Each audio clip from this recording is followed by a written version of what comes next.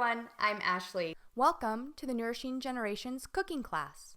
I'm here today with Chef Skylar. How's it going, Skylar? Hi everyone, I'm Chef Sky. I'm really happy to be here with you today. It's going wonderful, Ashley. Well, Chef Skylar, I'm really excited about our class today because this recipe is special. It includes all 5 food groups. So chefs, before we get started today, the first thing we always need to do before we cook in the kitchen is to wash our hands. So everyone head to the sink and wash those hands for 20 seconds. Washing your hands is important, but especially now, we are learning a lot during COVID-19 how important it is to wash our hands before we prepare or eat our foods. So Chef Skylar, now that we are ready to cook, can you tell us a little bit about the recipe today? Today, we're going to be chefs making veggie pizza. I love making veggie pizza because, well, I've been a pizza chef all my life. I love working with dough. It's a delicious food that everybody loves. And if you use healthy ingredients, pizza can actually be quite healthy for you. So today we're going to focus on making pizza with healthy ingredients. We're going to get to work with dough, and we're going to even learn how to chop some veggies with knives properly. So I'm really excited to get going. That sounds great. I love pizza too, especially when pizza can be healthy because you cook it yourself. One of my favorite things is putting lots of yummy toppings on pizza. So today we get to add lots of vegetables to our pizza as well as some nice gooey cheese. This is how we end up with all 5 food groups in this one yummy and delicious meal. So why is it important to have all the 5 food groups, you might ask? Well, that's simple. All the 5 food groups help build healthy bodies and smart minds and give us energy to do all the things we love. Can anyone out there name one of the 5 food groups?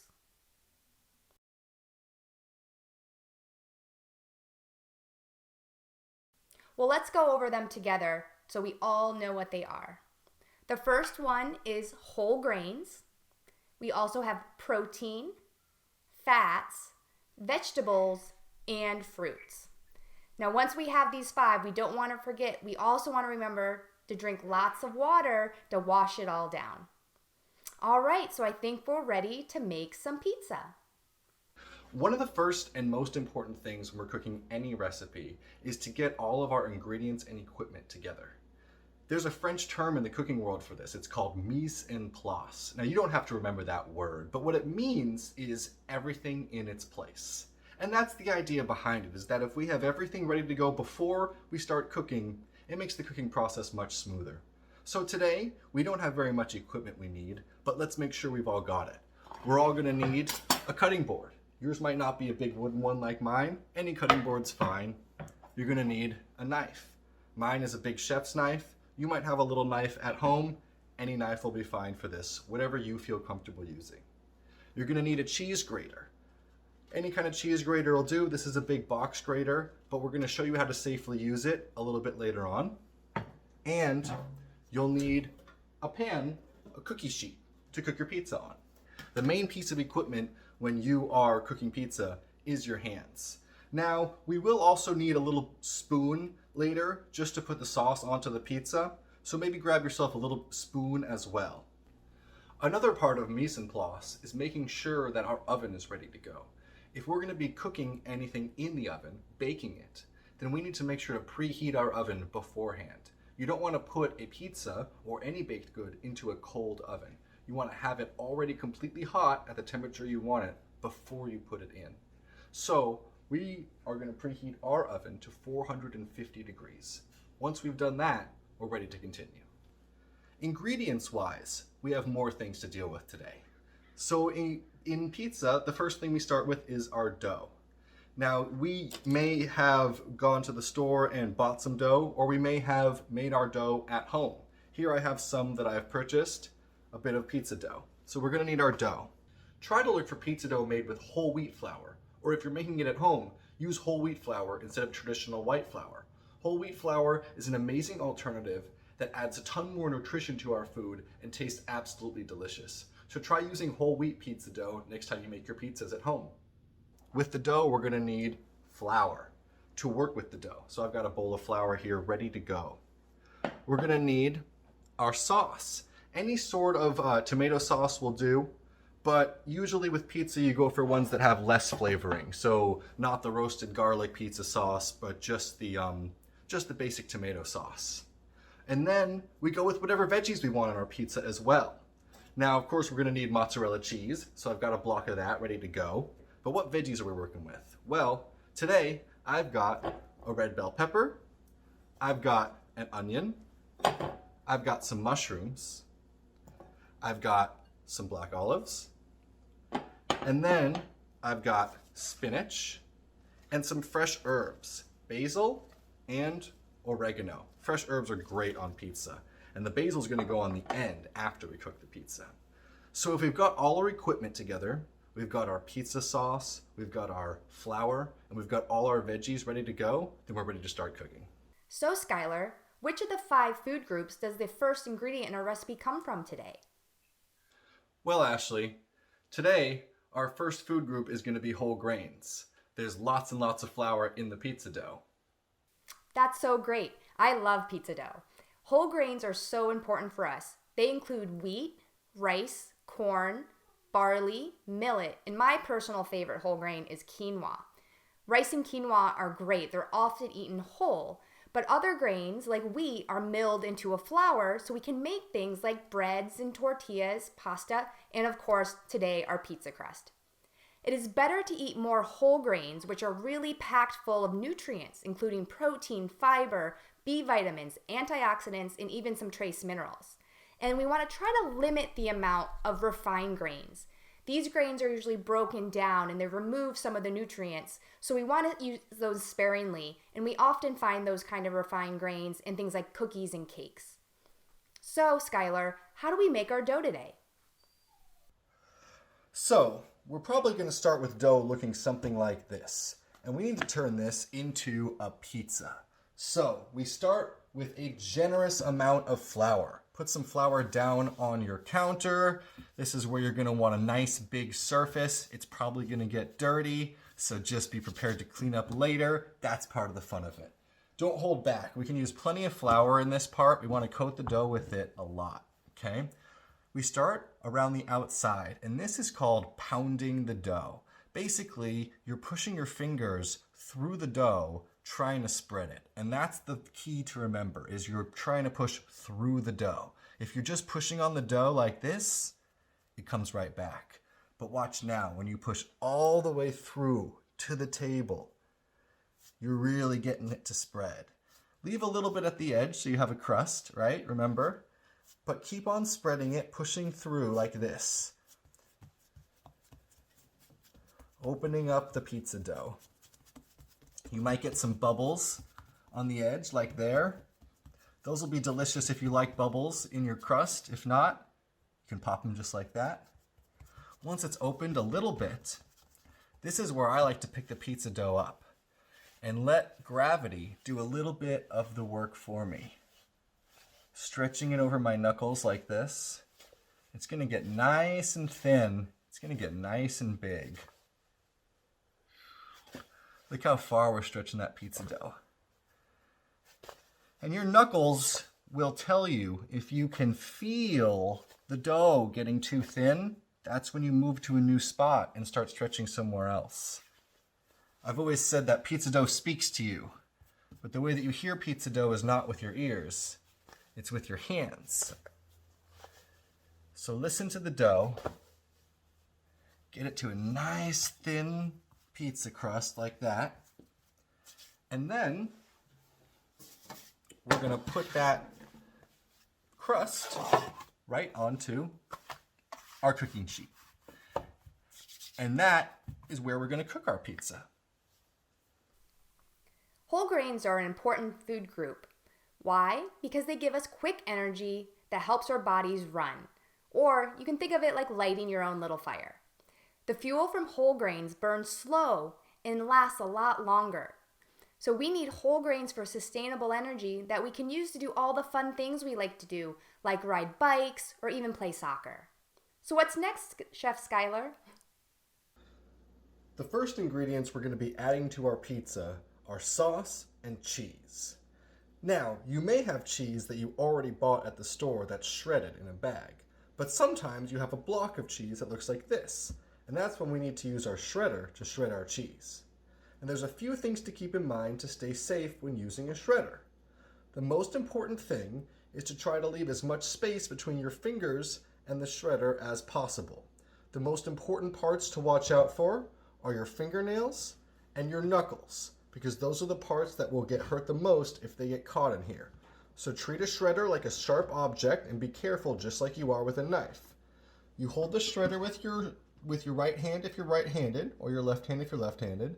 In your other hand, you take the cheese and you just do nice, long, slow motions from the top of the shredder down. And you want to leave nice, good amount of space between your hand and the shredder as much as possible, okay? You can even switch hands if that's better for you. Doesn't matter, whatever feels better for you, okay? But see how I'm moving my hand back as the cheese gets smaller to create more space between my knuckles and my fingers and the shredder, okay? So just go nice and slow and be careful here. And we're gonna shred our entire block of cheese.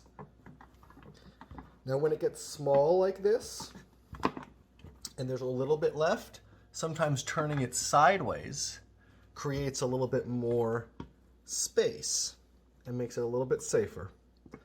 So let's all finish up grating our whole block of cheese, what we've got there. When it gets down to the end like this is when you have to be really careful. And sometimes, if you have just a little bit left, like this, you just have to put that bit aside and you can maybe eat that piece if you want. But, as you can see, we've got a nice pile of cheese ready to go on our pizza. After we have our cheese grated, we're ready to put our sauce and our cheese on our pizza. Let's pull out our pizzas that we made before. Our doughs should be nice and ready to go, like this. I've got a bowl of sauce here, and I've got a spoon. Now you don't want to put too much sauce onto your pizza, because then it comes out soggy. So a nice thin layer, spread almost to the edge, just like this. And that is going to be plenty of sauce right there. If we do more than that, it's not going to come out crispy.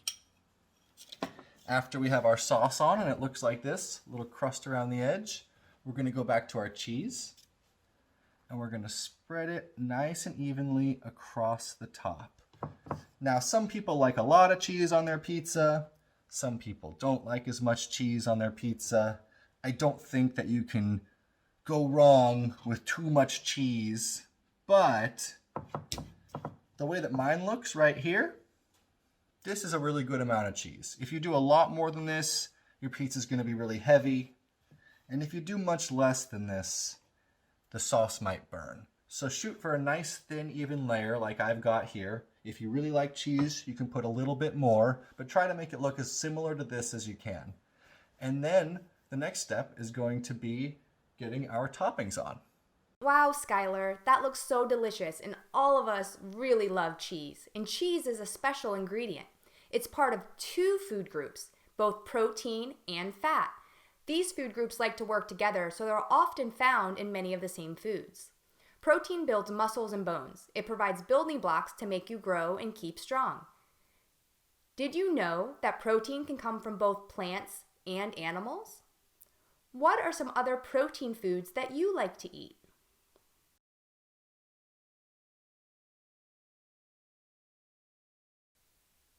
Protein can come from eggs, fish, meats like turkey and chicken or beef, milk and yogurt and cheese, also tofu, beans, and peanut butter. So besides just protein, that cheese is also filled with healthy fats. Yes, fat can be healthy. It's very healthy for our brain, and it also makes us feel nice and full after we eat our food, so we don't eat too much of it. Fat can provide slow, steady energy, and it helps us think clearly and do well in school. Fat also helps things taste better. So some of our favorite foods that have fat in them taste really yummy, like bacon. So what are some other foods that are high in these healthy fats? They can be nuts, olives, coconut, oils, like olive oil or avocado oil. You can also find these healthy fats in meats, eggs, and of course, cheese, like on our pizza. Now, there are some bad fats out there. We want to try not to eat too many of those. So there are different kinds of fats, and bad fats are usually modified or hydrogenated in a lab, and so they're not a natural fat anymore. So we want to be careful to avoid these fats, which are often found in fried foods and processed foods at the store. So now that we have the cheese on the pizza, Skylar, what are we going to do next? The next thing we're going to do is put our toppings on our pizza. This is going to be a ton of veggies, and we're going to get to work with knives and learn how to cut the veggies properly. So I'm going to show you some safety techniques with knives now, and then we're going to get to practice what we've learned on chopping some veggies. Yay! Vegetables are my favorite food group. I'm so glad we're adding these to our pizza. Vegetables give us vitamins, minerals, fiber, and even some water. The nutrients in vegetables help our body to use the other good stuff that comes out of the other food groups, like whole grains, protein, and fat. Did you know there are several different kinds of vegetables? There's leafy vegetables like spinach and collard greens and kale, crunchy vegetables like broccoli and cauliflower, and root vegetables like carrots, potatoes, and beets. When we're working with knives, there are a few safety things to keep in mind that if we practice these techniques, we will be safe when we're using the knives. The first thing is when you're not using a knife, it stays face down on your cutting board like this. There's no reason to be walking around with a knife or to be touching it when we're not ready to use it. Once we're ready to chop our vegetables, we need to think about what we're doing with each of our hands. So, with our left hand, what do? Well, we get a vegetable. Today I'm going to start with, a mushroom. And with our left hand, we make the shape of a claw, like this, with our fingers inwards. We use that claw to hold our vegetable in place. What you might want to do is keep your fingers out like this to hold the vegetable, which is a little easier to hold. But when you come in with your knife, you can hit your fingers. If you have that claw, your knuckles will guide the knife and you won't chop your fingertips. Now that we know what to do with our left hand, what do we do with our right hand?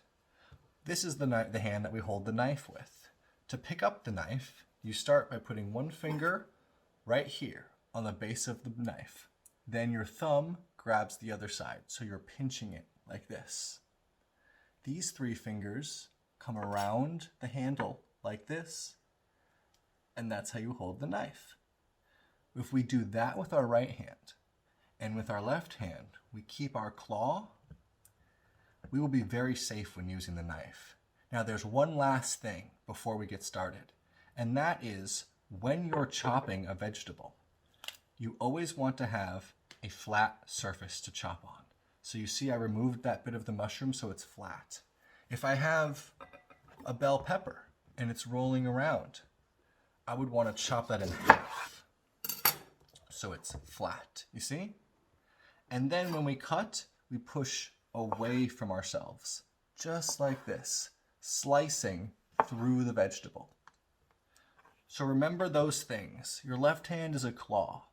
Remember how to hold the knife with your right hand. Flat surface to cut on. And the fourth thing, pushing away from yourself. If you keep those 4 rules in mind while you're cutting veggies, you'll be very safe.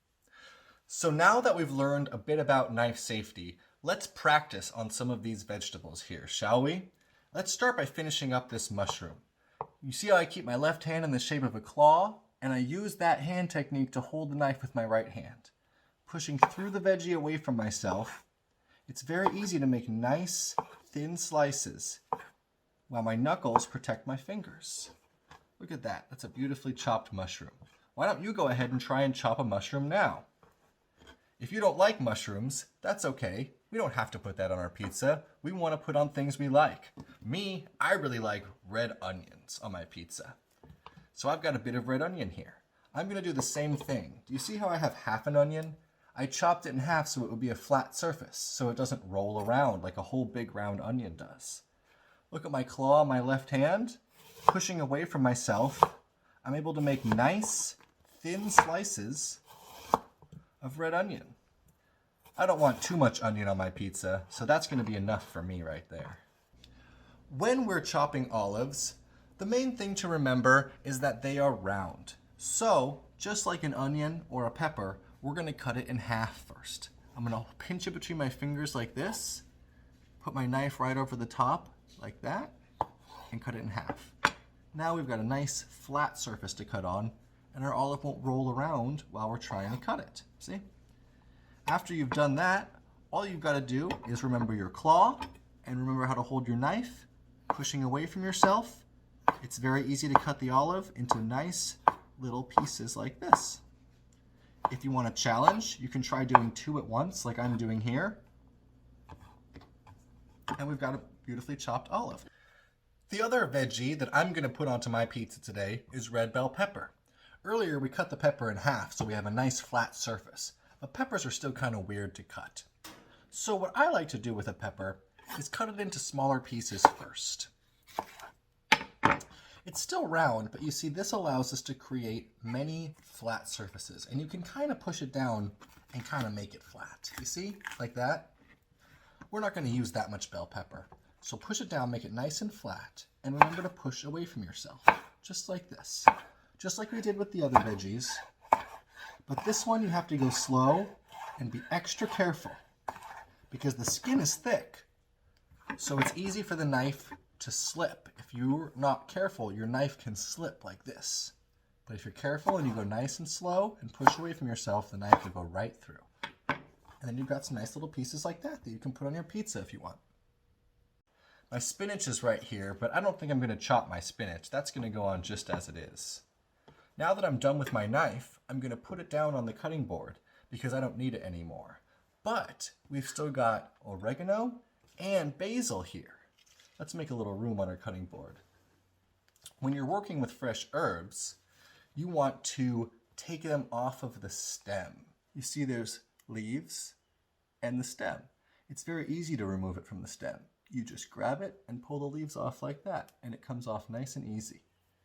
Let's go ahead and take our leaves off of our stems right now for the fresh herbs that we're using. The same thing with the basil.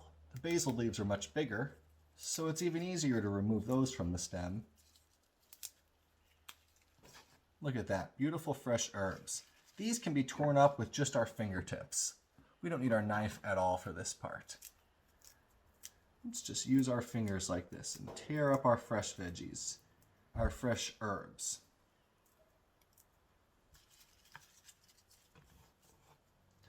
Now the basil is going to go on the pizza later, so I'm going to keep it separate because I don't want to cook the basil. Nice big pieces of basil. Beautiful. Now we are ready to put our veggies onto our pizza. Wait, Skylar, but we didn't put any fruit on our pizza. I don't see pineapple. Well, actually, Ashley, believe it or not, there are multiple fruits on this pizza. Olives are special because they are a vegetable and also a fruit because they contain a pit. So technically, while we think of them as vegetables, they're actually part of the fruit family. Not to mention, olives also contain healthy fats like we learned about earlier. So olives are both a fruit and a healthy fat. That's where olive oil comes from. Also, we have tomato sauce, and tomatoes, even though we think of them as vegetables, are actually fruits as well. So we've got olives on our pizza, and we've got tomatoes on our pizza. And no, it's not pineapple, but those are members of the fruit family. Wow, that's so cool that we even have fruit on our pizza because fruit is the 5th food group.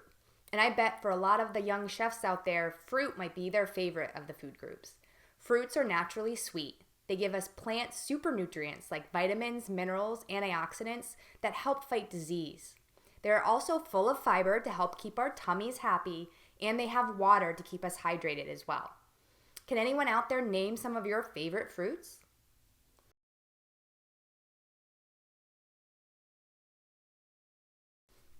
I think my favorite fruit is either bananas or strawberries.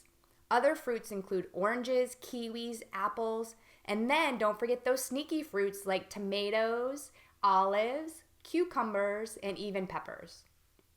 So did you know, a little fun fact, how can you tell the difference between what's a fruit and what's a vegetable? Fruits contain seeds, while vegetables can consist of roots, stems, and leaves. That's how to know the difference. When we're topping our pizza, it's important to put the veggies on in the right order because some of them will burn if they're on top. So let's pull out our doughs that we made earlier. Now they've got the sauce and cheese on them, and this should look like this. We're going to start with the oregano, the other herb that we used earlier. The basil is going to go on after it cooks, but the oregano should go right now on top of the cheese. Just a little bit like that is plenty. The next ingredient we want to add is our mushrooms.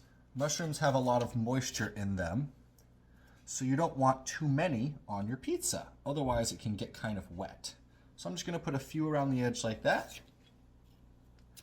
Next, I'm going to put my onions. I like a lot of onions, so I'm going to put them all over the pizza.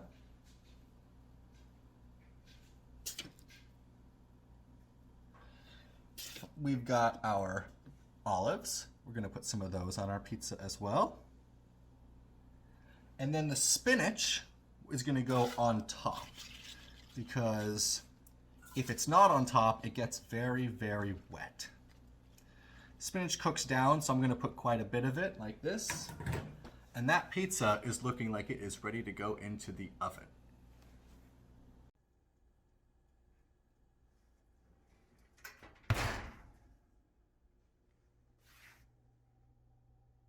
Okay, great. So now that the pizza's in the oven, let's see what fun fitness activity Holly has for us today. Hi kids, I'm Holly Caliero. I'm the physical activity educator here at Nourishing Generations, and today you're going to learn about why physical activity is good for you and your immune system. I'm going to turn it over to Dr. Who's It, What's It Thingamajig to teach you all a little bit about movement, circulation, and your lymph system.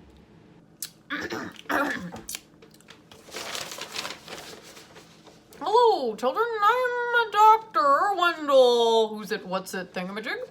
And today I will be talking to you a little bit about why exercising is important to your health. As you know from your nutritionist today, eating lots of fruits and vegetables is very important for keeping our bodies healthy and fighting viruses. But did you know that exercising is equally important? One of the main ways that exercising is good for our bodies is that it keeps our hearts healthy. Now, children, many of you probably know that you have a heart, but you may not know all that it does for you. Your heart is a pump. It pumps blood filled with oxygen from your lungs to all areas of your body. Your blood also carries all the nutrients from the healthy foods you eat and the water you drink to all of your cells throughout your body. It is very important to keep your pump strong and healthy. This will boost your immune system, help you to have energy, and help you to feel good all of the time. Another way that exercise is beneficial for your body is that it is good for your lymphatic system. Now, children, I bet most of you have never even heard of this system. Your lymph system is essentially your body's drainage system. While your heart pumps your circulatory system, your lymph system has no pump and relies entirely upon the movement of your body to keep it flowing. if you think of your circulatory system like the tap to your sink, the lymph is like the drain. And as you know, it's very important to keep your drain from getting blocked up. We all know what that's like when the kitchen sink gets backed up. I mean, let's be real here. So it's very important to keep this system functioning and flowing properly. And one of the main ways to keep this system healthy and functioning properly is lots of physical movement. Other ways to benefit your lymph system are to drink lots and lots of water and to eat red foods such as cherries, strawberries, pomegranates, watermelons, beets, red bell peppers, raspberries. Don't forget raspberries, children. Red foods are especially beneficial for the lymph system. So remember, children. What are we remembering? Oh yes, so remember, children, in addition to eating a diet filled with rainbow fruits and vegetables, it is very important, it is extremely important to the health of your body to get lots of exercise to keep your heart strong and your lymph system flowing. Thank you. Hey kids, are you ready for some totally awesome 80s aerobics? I know I sure am. Now I'm sure you've noticed that I'm not wearing any spandex. Well, unfortunately, my leotard happens to be at the dry cleaners. But I did come prepared wearing my sweatbands because we are gonna work it. Let's go ahead and get started. Let's have you start out by marching. Now, while we're doing aerobics, one of the most important things is to keep moving the whole time, keep your heart rate up and your muscles moving, okay, and building. So, if it takes you a few minutes to catch on to the movement we're doing, just march while you're doing it. Okay, so let's have you go ahead and move your feet apart, bend your knees, and we're gonna breathe in and up, and out and down. Breathe in, and out, and in, and out. All right, walk it out. Okay, so what we're gonna do next is we're gonna do a slide from side to side with some jazz hands like this. Slide, slide, slide, slide. Now join me. 1, 2, 3, 4, 5, 6, 7, 8, 9, and 10. All right, march it out. Good job. Okay. Then next, we are gonna do some hops from side to side with our knee up and our hands raised. We're gonna do opposite knees on each side, okay? Hop, hop, up, hop, hop, up, hop, hop, up, hop, hop, up. Okay. 1, 2, 3, 4. Work it. 5, 6, 7, 8, 9, and 10. Okay, march it out. Okay, good job. Okay, our next move is gonna be, we're gonna raise our knee and do some bicep curls, alternating sides, okay? 1, 2, 3, 4, 5, 6, 7, 8, 9, 10. Work it.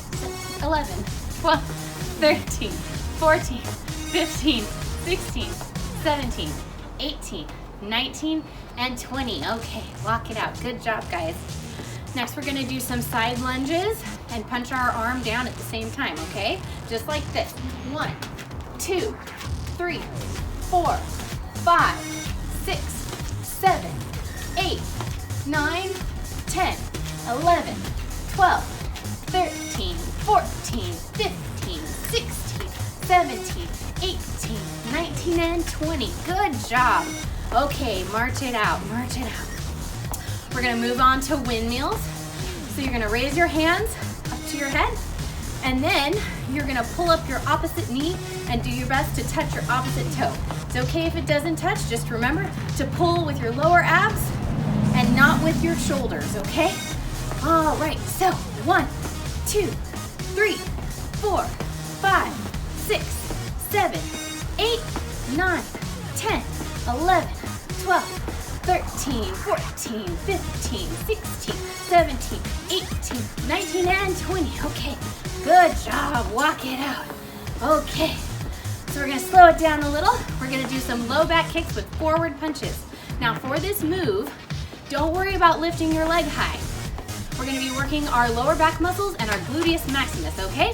So 1, 2, 3, 4, 5, 6, 7, 8, 9, 10, 11, 12, 13, 14, 15, 16, 17, 18, 19, and 20. All right, good job. Okay, we're getting near the end of our workout here. So, our next move is going to be a sideways curl, okay? With our knee and our arm. So, what you're gonna do is you're gonna balance on one leg, bend the knee, put your hand on that hip. Then with your opposite side, you're gonna pull your arm down and your knee up. You wanna make sure you're using your core and your abs. Now, if you can't balance, go ahead and lean on something that's nearby, like a chair or a table, okay? Because we don't want you to fall over. All right, let's do it. 1, 2, work it. 3, 4, push it. 5, 6, 7, 8, 9, and 10. Now switch sides. Okay, 1, 2, 3, 4, 5, 6, 7, 8, 9, and 10. Good job. Okay, walk it out. All right, we're gonna start to cool it down. We're almost done. We're gonna do some toe taps from side to side with our hands just on our hips, okay? 1, 2, 3, 4, 5, 6, 7, 8, 9, 10, 11, 12, 13, 14, 15, 16, 17, 18, 19, and 20. Okay. All right then, walk it out real slow. We're gonna cool it down. We're gonna do some cool down breathing just like we did at the beginning. So let's put your feet apart, bend those knees. Inhale up. Exhale down. Inhale. Exhale. Inhale. Exhale. All right, good job today, you guys. Well, I hope you had fun today. I hope you got your heart rate up, worked it, burned some calories, and built some muscle today with me. I definitely had fun. Thank you so much for participating, and I'm looking forward to seeing you next week. Bye! Wow, what a great exercise break. Thanks, Holly. Wow, I bet you guys are really thirsty. I am. Let's make sure we grab some water. In order to wash down this yummy pizza we're about to eat, it's important that we drink plenty of water, which will help us take in all the nutrients from the different 5 food groups. Make sure you drink plenty of water every day. Water may be the most important partner for all of our food groups. Our bodies, like the earth, are made mostly of water, so we need to make sure we drink plenty of water every day to stay healthy. So let's do a quick recap on what we've learned today about the food groups. Looking at our pizza and the ingredients, we have whole grains, which are used to make pizza dough, protein and fat in the yummy cheese. Our veggies are all over the toppings of the pizza, and there's even a few fruits snuck in there too, with the tomato sauce, olives, and peppers. So I hope you enjoyed learning about these 5 food groups and see if you can eat something from each food group every day. So Skylar, something smells good. Is that pizza ready?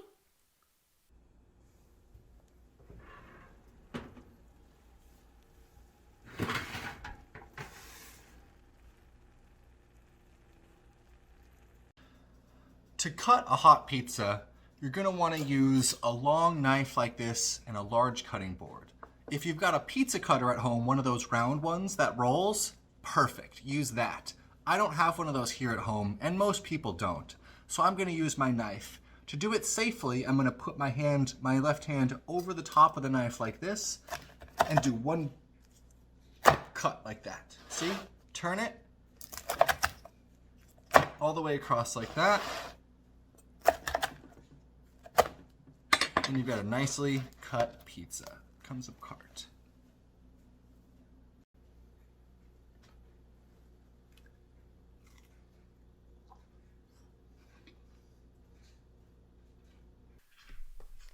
Thanks, Chef Skylar. This was such a great recipe, and I'm so glad we all got to learn how to be chefs and make our veggie pizza. Thanks, everybody. Can't wait to see you next time. I had a great time cooking pizza with you today, and I hope you enjoyed being chefs with me, and I can't wait to see you again next time.